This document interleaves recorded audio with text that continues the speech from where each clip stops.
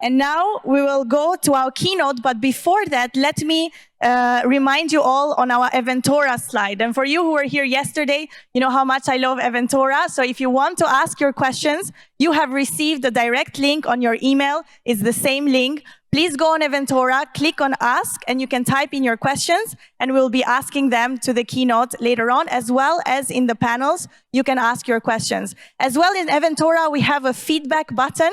So please, if you had a good time or a bad time, write your feedback and let us improve this event and make it better and better. We have incredible staff here, volunteers who have been helping. So please write your feedback in 𝐵𝐵𝐴ventura. And now, without further delay, I'm pleased to introduce our first keynote for today on biotechnology, but by Andrey Zarur, who is the co-founder, president, and CEO of GreenLight Biosciences, which develops biological solutions for sustainable food production and good healthcare needs. Let's welcome Andrey to the stage. Thank you. Thank you. Good morning, everyone. All right. So I'm supposed to talk about entrepreneurship and biotechnology, and at some point we'll get to biotechnology. But first I want to talk about entrepreneurship in general, and I want to sort of try to connect with you guys on why entrepreneurship is so critical at this particular point in time. It is really interesting to be here in Greece. And it's really interesting for MIT, who's completely obsessed with Greece, to host an event in Greece. If you've been to the MIT campus, we basically try to replicate the Parthenon with our campus, which didn't turn out so great. Our computer system is called Athena. Our cybersecurity system is called Cerberus. So we really are truly obsessed with Greece and the Greek culture. And it's not by accident that we are, right? Greece, of course, is the cradle, the birthplace of modern science, of democracy, of physics, of modern mathematics. And you're right now probably wondering, why is this Mexican guy telling us about our own culture, right? Well, I'm telling you about this because the reality is that those principles that were first came up with 3,000 years ago are fundamental in how we're going to move forward as a human family. Turns out there is now a divide. There's a divide between you guys. Interesting that this place up here up front, where the old people were supposed to sit, completely empty, right? They didn't show up on time, and probably they won't show up. And then all the young people are kind of scattered around the back. This symbolism, right? This divide that we see very physically here is very real. There's a generational divide between you guys, you young people, and every generation that has come before you. Our generation, and I'm talking about me and everybody that came before you, has completely screwed up the planet for you guys. We're leaving you a real mess of a world. We have worked very hard to screw everything up. Ecologically, politically, economically, we're leaving you a mess.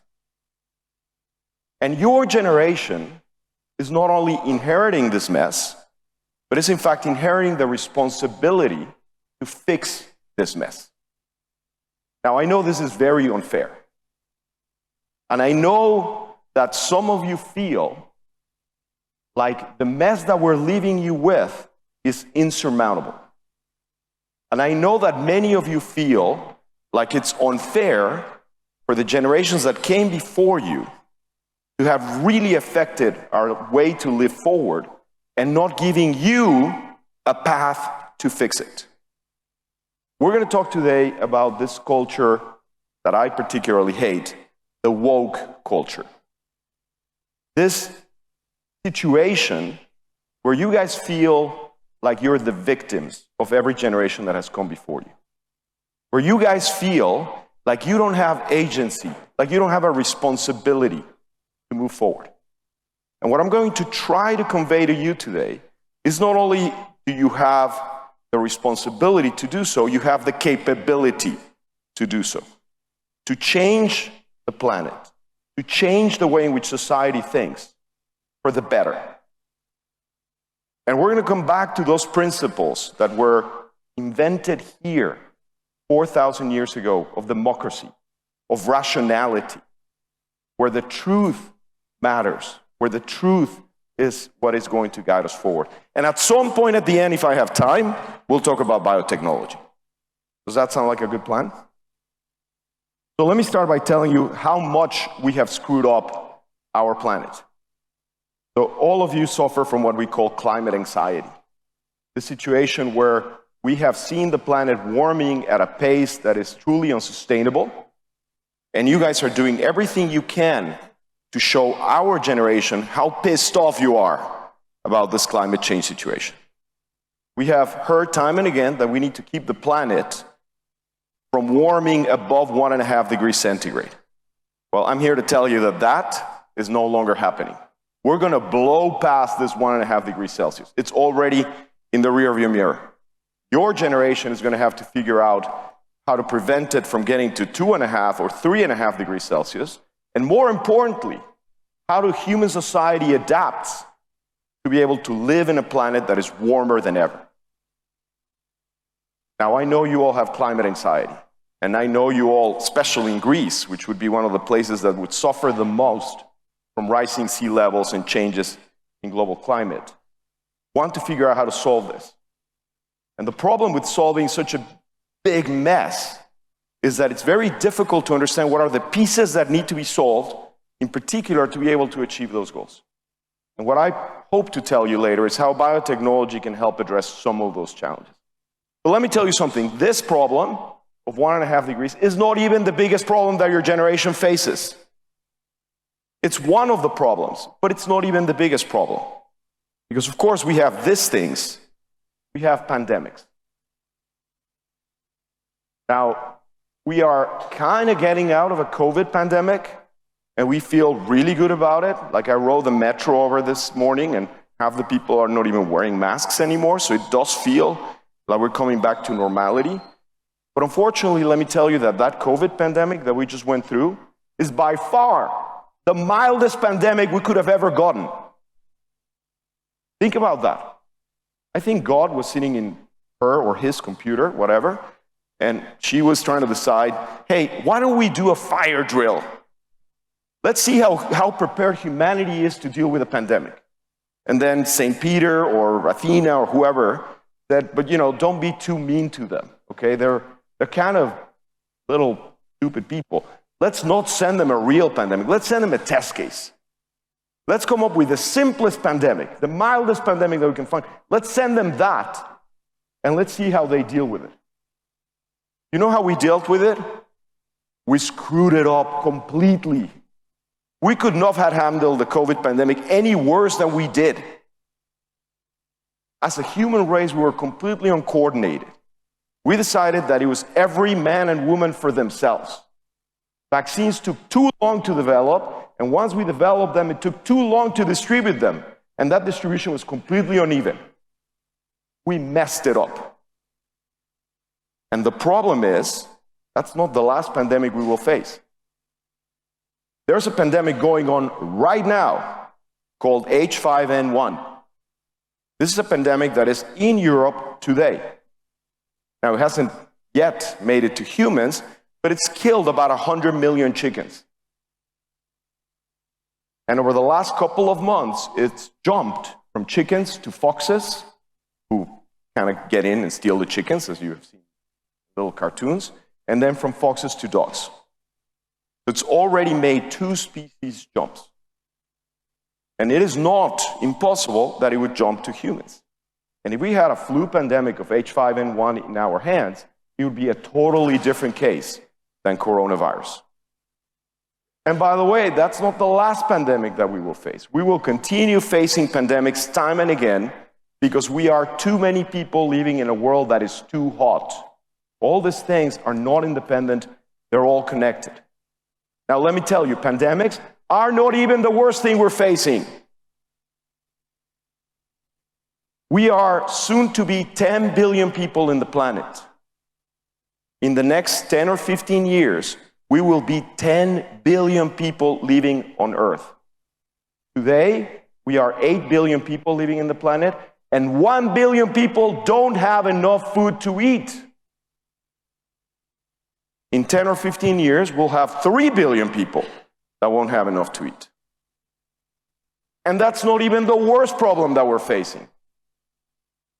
Because what's happening is that all of these pests that eat the food that we would use to feed our people have become resistant to the chemical insecticides, fungicides, and pesticides that we have historically used to control them.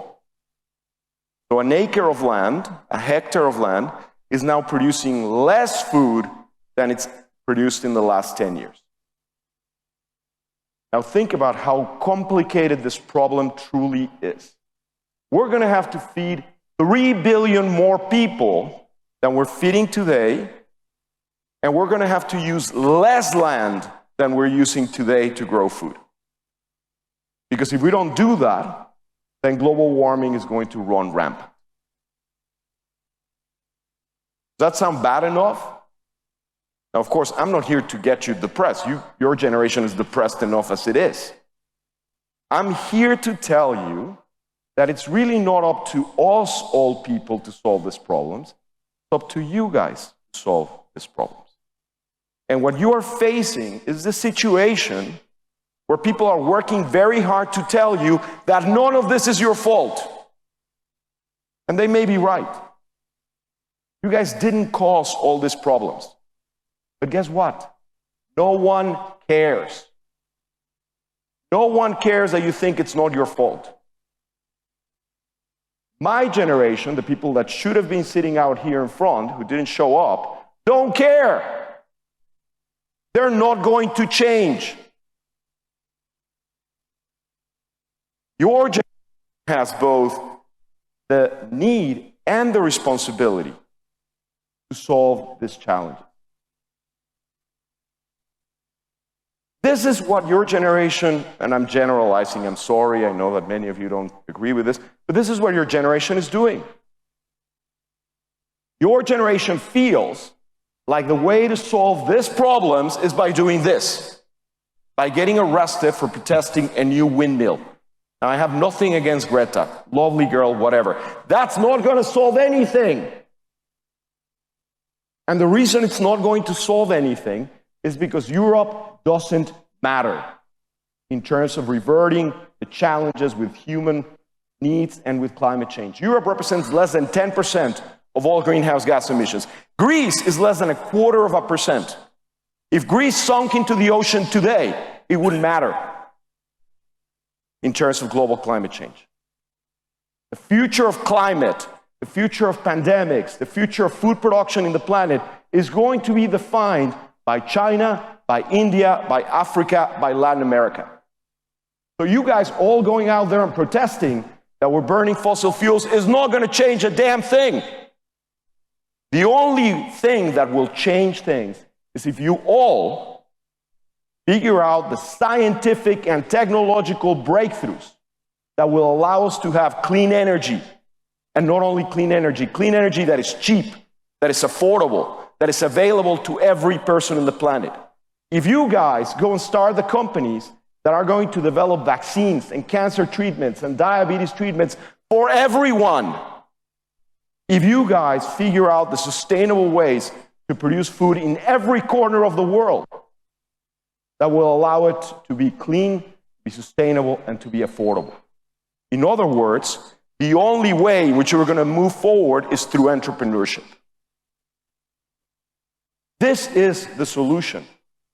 The solution is not to go and figure out how to get people to stop driving Porsches. That's not going to change a damn thing. You guys need to start the companies that are going to take the technological innovations that are in universities and labs today and figure out how to make them universally available. It's not only starting companies that are successful, it's starting companies that are impactful and that are able to impact not only Europe, but every corner in the world. Because let me tell you something. There's 100 million people in China that don't have enough to eat today. I'm from Mexico. 1/3 of the people in my country don't have running water in their homes. There's about 100 million children in India that don't have enough food. Do you think they care? Do you think they care about this? Do you think we can convince them to use less fossil fuels? Do you think you can convince any of the people in the world that are poor that they need to eat sustainably? Do you think that if we offer meat to someone who's starving, that person is going to say, I won't eat meat because it's not sustainable? The answer is no. They don't care. They want the same prosperity that my generation and the generations before me have enjoyed. And that is only fair. What we need to do is we need to figure out a way to get them what they need without continuing to destroy our planet. And that, my friends, is where biotechnology and artificial intelligence and clean energy have a role to play. When you came into this workshop, all of you came into this workshop because you're interested in startups, in entrepreneurship, in a way to drive innovation forward. But maybe you thought that you were doing those things because it's a path to further your own career, because it's an interesting line of work.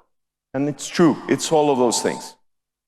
I am here to tell you that it's not only a way, it's the only way. Because I'll be damned if I remember the last time that a big established company disrupted the status quo. Never happened. This situation where we say, if we protest enough, the world will change, I'm going to tell you, it never happened. In the history of humanity, sustainability, equality, inclusion has never come from this. It's come from individuals and teams of people that jointly have created a breakthrough. And those breakthroughs, just like the ancient Greeks taught us, are breakthroughs based on rationality, on science, and on technology. So as we move forward, and as we think about how are we going to solve these challenges that not only will affect all of you, but will affect your children and every generation that comes after that, you got to remember that it only comes through enterprise. Let me give you a case study. I started this company, Greenlight, about 15 years ago. And I started this company, Greenlight, as it often happens, because I had a problem. The mother of every startup is that someone has a problem. The father of every startup is the fact that the person who has a problem is really pissed off at the world, is really discontent with the deck of cards that they were dealt. And if there's something that I know about your generation, is that you're all really pissed off. And that's a good thing. We're going to take that anger that you all have at the fact that you're inheriting a world that is completely screwed up, and we're going to combine it with the need that we have to change things, to create new enterprises. Enterprises that are not only going to be successful, but are going to be impactful. In my case, I started this company because of this. This is an insecticide called chlorpyrifos. This is sarin gas. Can you guys tell how alike those two things are? Any chemistry majors? So they are both organophosphates. They both have a phosphate group attached to a whole bunch of substituents. So focus on this phosphorus atom and look at the substituents around it. That's the active site. Now, if you don't know what sarin gas is, then you're lucky. Sarin gas was used to kill people, millions of people. It's a nerve agent. We, humans, in all of our wisdom, decided that we were going to take sarin gas and we were going to modify it and dilute it in water and create an insecticide that we were going to spray on the food that we feed our children. Does that sound like a really stupid idea? Does that seem like a safe thing to do? Well, it's not. And I started this company because one of my children is highly allergic to this thing. And I started looking into it and said, why are we using all these chemicals on our food? And the reason we use all these chemicals in our food is because we lose 1/3 of all the food that we grow before we harvest it. You've all heard of food waste, right? So when I told you there's 1 billion people that are hungry, you're all thinking, well, why don't we just figure out a way to get them the food that we waste? Well, that doesn't work. That will never work because the supply chains would be impossible to figure out. However, we lose between 30 and 40% of all the food that is grown in the world before we harvest it. And we lose it because of pests. Fungal pests, insect pests, weed pests.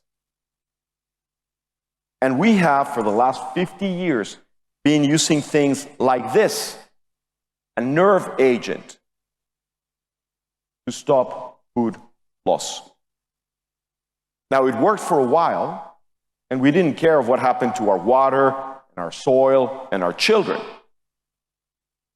But now, those chemical insecticides are having effects on our soil, on our water, on our ability to grow food in the future that are no longer sustainable.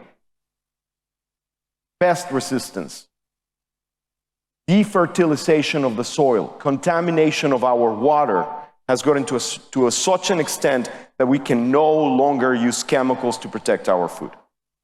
What's the answer? The answer is to try to use biology.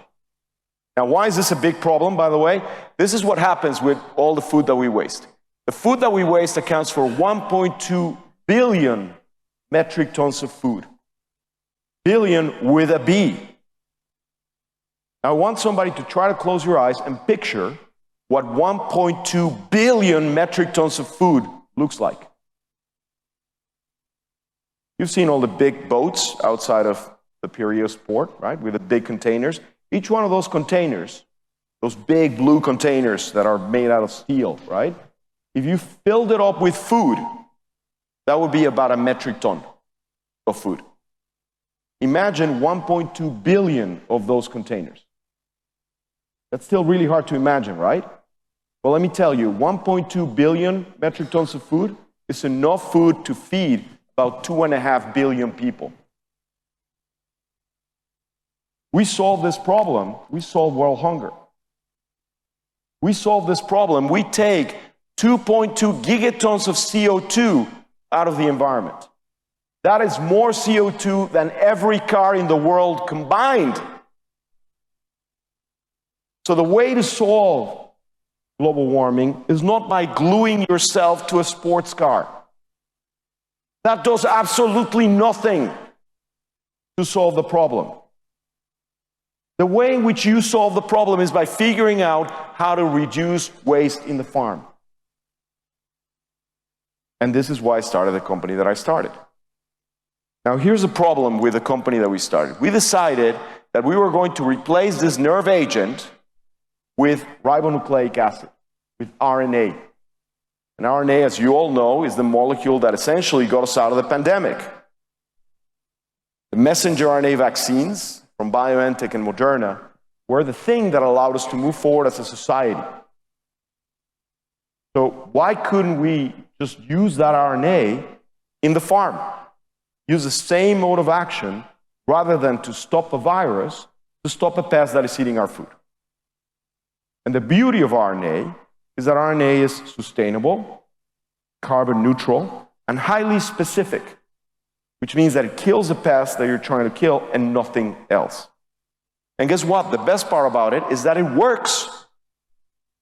So pay no heed to all of the data around it. Just look at the picture. This is a pest called the Colorado potato beetle.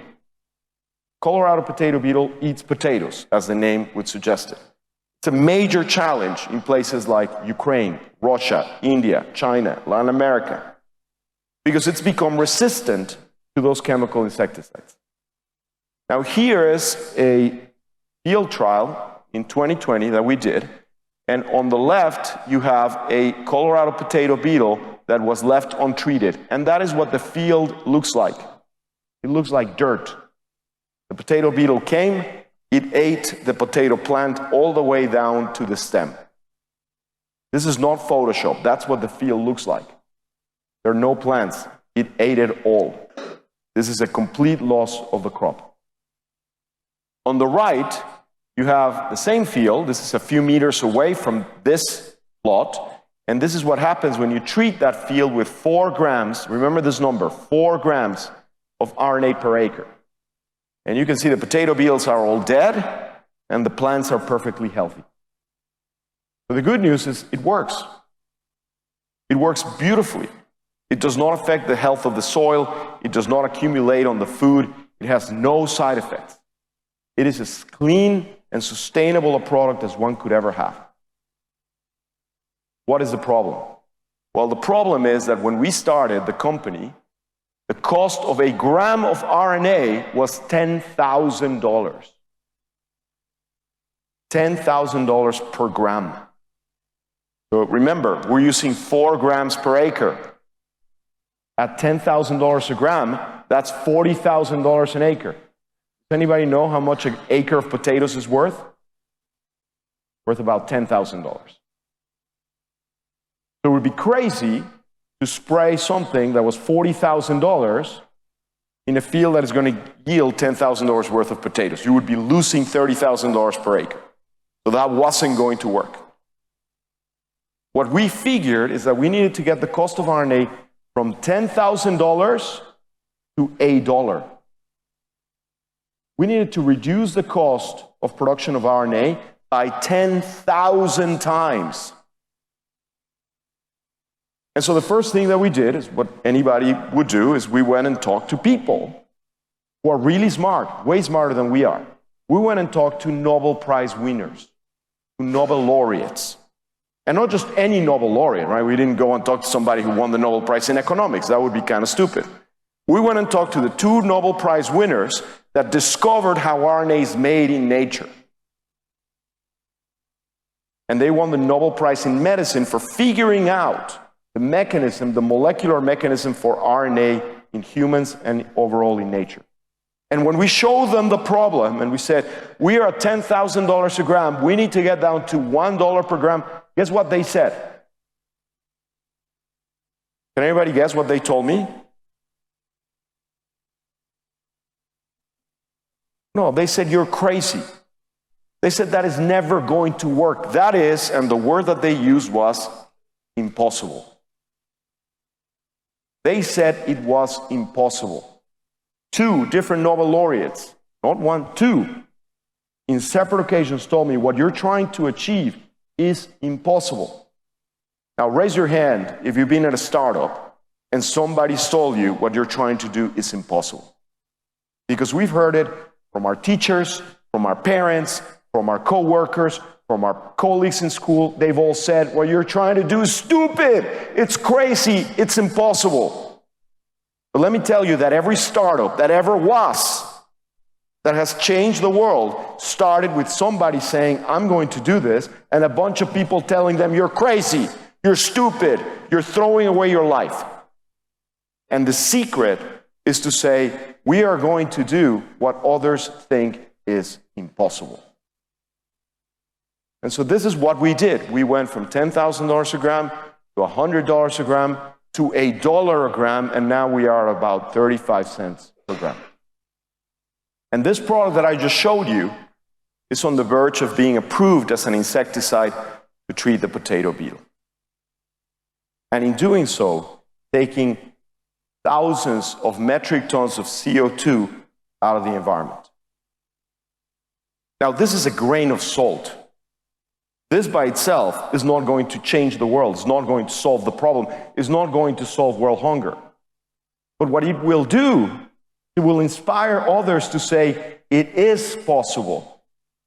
You can have a successful startup that is also impactful. You can do it. You're not the victims of this debacle. You are the actors in the next play to fix what we, my generation and the generations before us, got so damn wrong.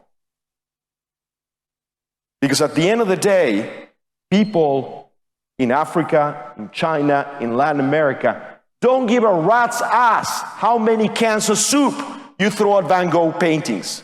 They couldn't care less. It doesn't matter. What they want is they want clean food. They want clean energy. They want access to healthcare, and they want it now. And it doesn't matter how many cans of soup you throw at Van Gogh paintings, they're not going to change that. We're not going to convince them to stay poor. We're not going to convince them to sacrifice the future of their children for the sake of the planet. And the reason we're not going to be able to do that is because none of us here would be willing to do the same. Now, most of you are too young to have kids. But some of us in this audience are old enough, and some of us, in fact, have children. Imagine for a second that I told you, you're going to sacrifice the prosperity of your kid. You're going to make your kid less happy, less well-nourished, more prone to disease, but you're going to save a metric ton of CO2. Tell me truthfully, who here will take that? Who here is willing to sacrifice the well-being of their own kids for the sake of a metric ton of CO2? And if we're not willing to do it, why should they? Why should people in China, in India, in Mexico, in Africa sacrifice their prosperity if we weren't willing to do it? The only way forward, not a way forward, the only way forward is for your generation to take the reins now and start the companies that are going to bring the transformational technologies to change our world. This problem is not going to get fixed by gluing ourselves to sports cars, by throwing soup on paintings, by protesting every day of the week. That does nothing. These problems that we're facing are going to be solved by you embracing the science and technology to make these things affordable, inclusive, universal, fair. The Greeks taught us 5,000 years ago that the voice of the people matters. But they also taught us that science, that reason, is the way forward. So I want to thank you all for showing up this morning. You, the new generation, because clearly the old generation couldn't be bothered. So I really want to thank you for taking time today and listening to my talk.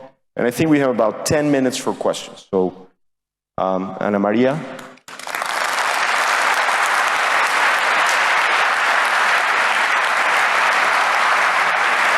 Thank you very much. Thank you, Andrey, very much. It was very interesting, very inspiring, very controversial, I have to say, from the questions. So we have, yes, a couple of minutes for the questions, and I will start. I'll try to give you all the controversial ones. Go for it. The first one, it says, you mentioned overpopulation as an issue. What do you have to say to people like Elon Musk and other scientists that say that overpopulation isn't an issue, and in fact, we're going to start dropping in numbers of people by the next 5 years, and should we just have children at all, or drop that idea? Well, I'm going to tell you the same thing that I just said, which is, if we weren't willing to do it before, why should we force other people to do it? It's really bold of us to go to people in Africa and say, you should not have more than 2 kids. Okay, I'm sorry, how many kids did your grandma have? 8? So what the hell? What gives us the right to demand from other people what we're not willing to do ourselves? Overpopulation is a problem, but it's a problem that we're not going to solve. We're not going to convince people to act differently.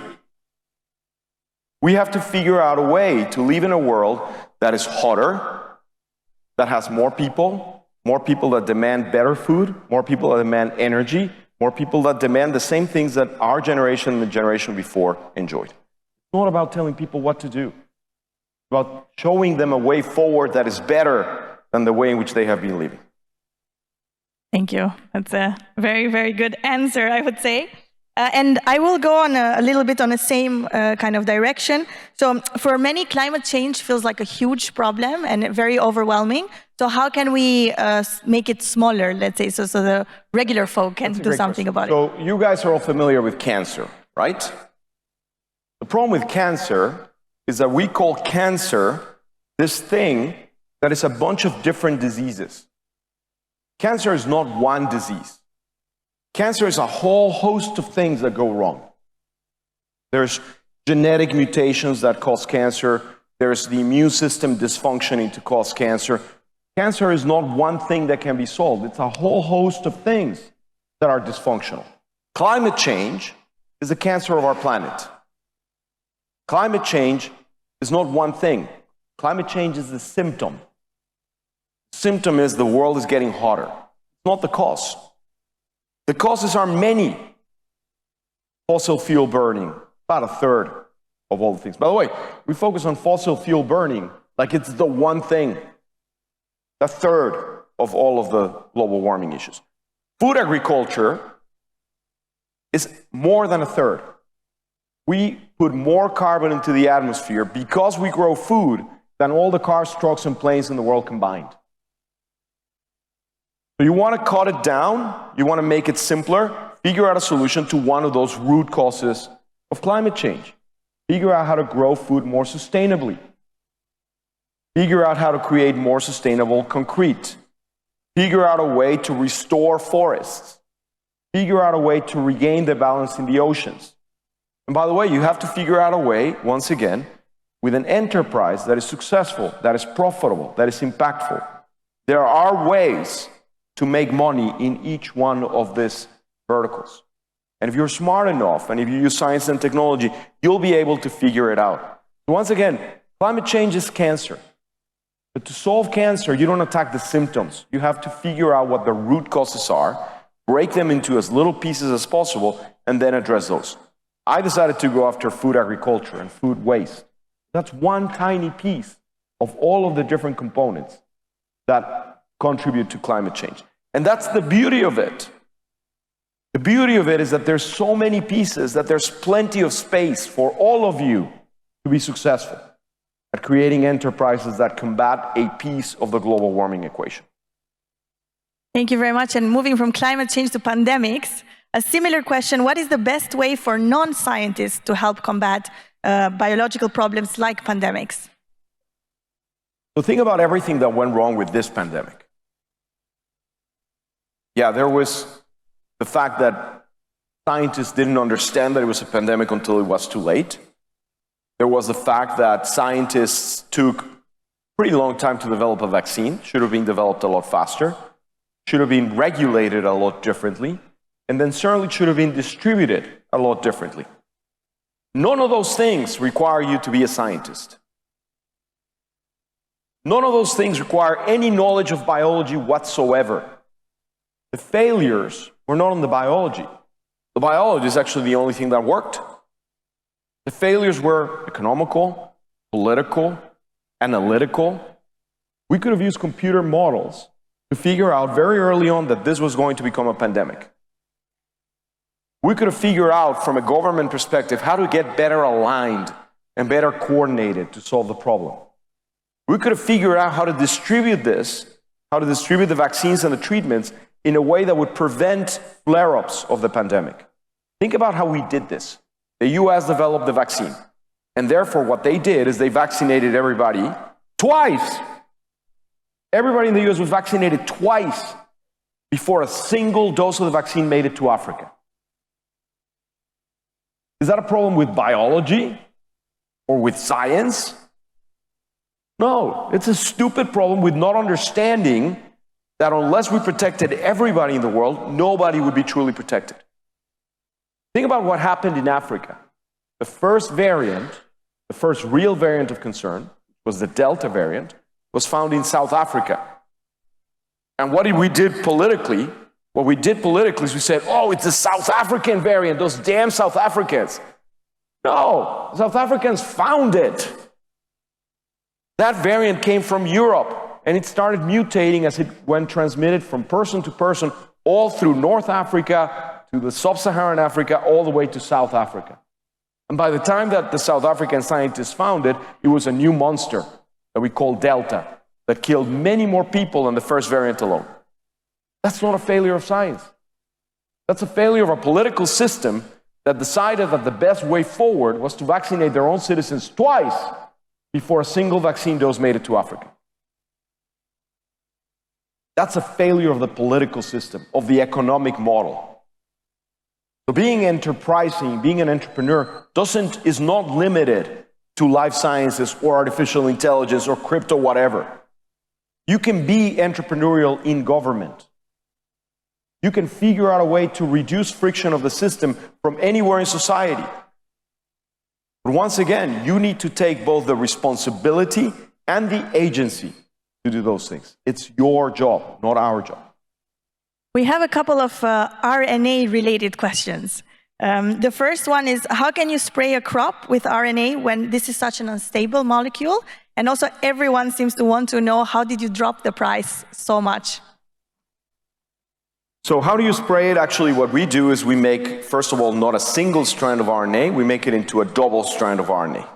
So if you guys remember your high school biology, you can have nucleic acids that are a single helix, or you can have nucleic acids that are a double helix.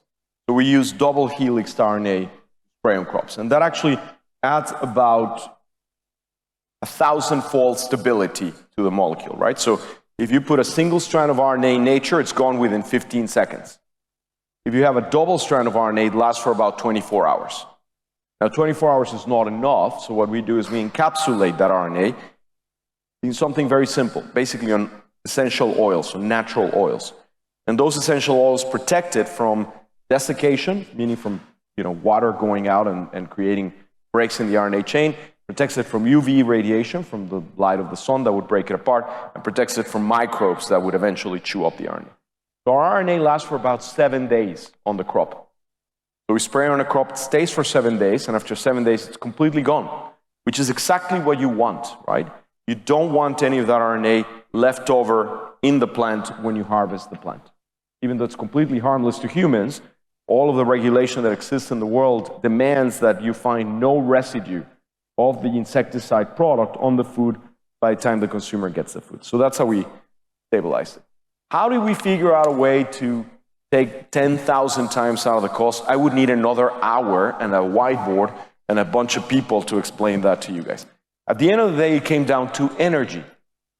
So RNA requires a lot of biological energy. So again, if you guys remember high school biology, some of you are just out of high school, so you should remember. Some of us, high school was like 40 years ago. But for those of you who high school was a recent past, you must remember that the currency of energy in nature is something called ATP. And without ATP, you can't make RNA. And so what we needed to figure out is a really inexpensive way to produce ATP. And that is, by the way, what all these Nobel Prize winners told us, that's impossible, it's never going to work. We figured out a really cheap way to make biological energy, and in doing so, allowed us to reduce the cost of the RNA. Thank you so much. And a last question, in one sentence, could you give us a trend that makes you optimistic for the future? You guys. You guys make me optimistic about the future. At the end of the day, what you got to remember is that the fact that there's this discontinuity in generations between my generation and everybody that came before us is a good thing. You guys are getting a clean slate of paper, completely messed up clean slate of paper, by the way. I'm not saying that you guys have an easy job at all, but you guys have no responsibility to us. This is your world. You got to now get up, take the reins of this world that you're inheriting, and define how you're going to bring it forward. But at the end of the day, the only reason I'm optimistic is, thank you very much. Thank you so much, Andrey. Please give me a round of applause. Thank you very much. Such a pleasure to have you with us. See you later.